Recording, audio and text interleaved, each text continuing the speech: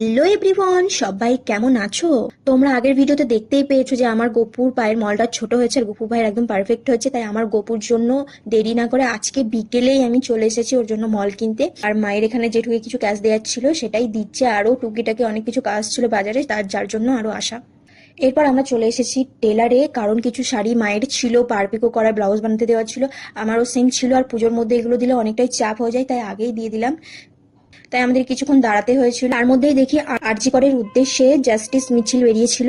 সত্যি যেটা হয়েছে খুবই খারাপ হয়েছে। আমরা একটা ভালো ডাক্তারকে হারিয়েছি। দিদিটা ডাক্তার হওয়ার স্বপ্ন দেখেছিল, কতই না কষ্ট করে পড়াশোনা করেছে, আমাদের রক্ষক হতে চেয়েছিল, কিন্তু কিছু নিম্ন মানুষের ভক্ষক হয়ে যাবে সেটা ভাবতে পারিনি। আমরা সবাই এভাবেই আন্দোলন চালিয়ে যাব, অন্ধকার পেরিয়েও আলোর দিশা ঠিক খুঁজে পাবো।